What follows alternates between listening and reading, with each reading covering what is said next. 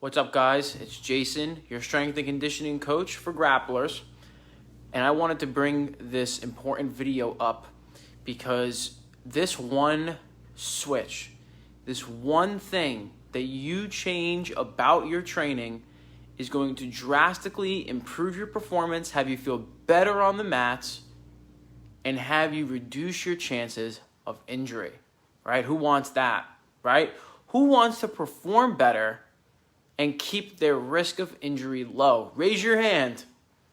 I know that's me. So this was huge thing for me to understand when I was coming into jiu-jitsu, coming from more of the fitness background and being a fitness trainer, being able to know these things. I'm very grateful. Yo, what's up, Barry?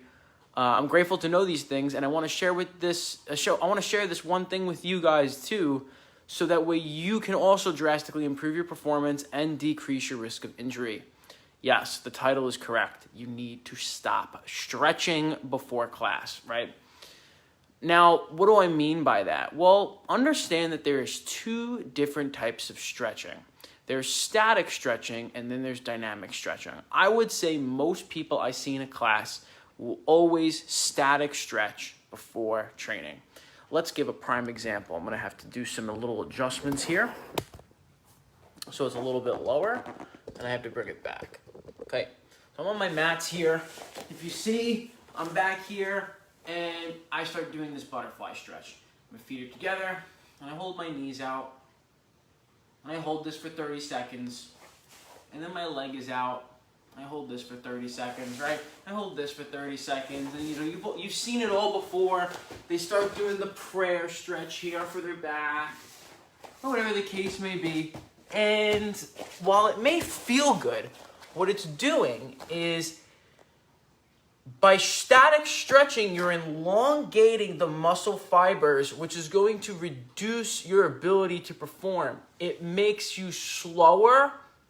And what it does is, being hyper flexible through all the static stretching will actually put your joints in more risk of getting hurt, because what really causes an injury is a weakness problem more than it is a restriction problem, right? It's not about being more stretched out, it's about being stronger in these positions.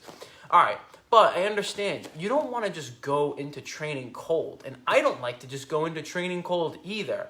Right, so we want to be able to dynamically warm up, right? So what I'll offer to you guys today is this simple switch where if you start stretching like this before your classes, you can come back to me and say, dude, for the past few classes, I have seen such a drastic difference. You will notice a drastic difference in just a few classes, right? So I want you guys to opt out of the static stretching where you're holding your positions for 30 plus seconds, and I want you to start doing more dynamic stretching. So some examples of dynamic stretching would be, let's say we are in like a squatting type of scenario.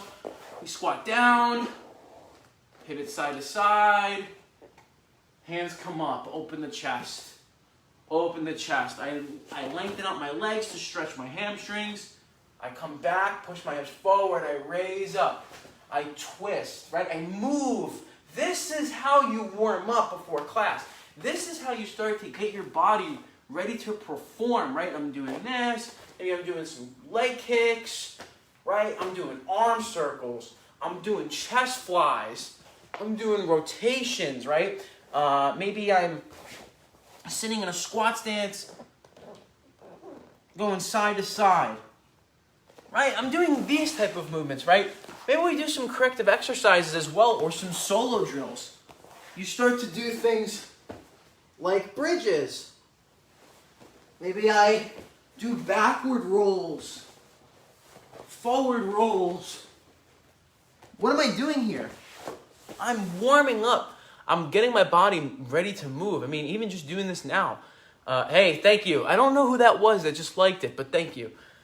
You know, we want a static stretch mostly after our training session or on a separate day.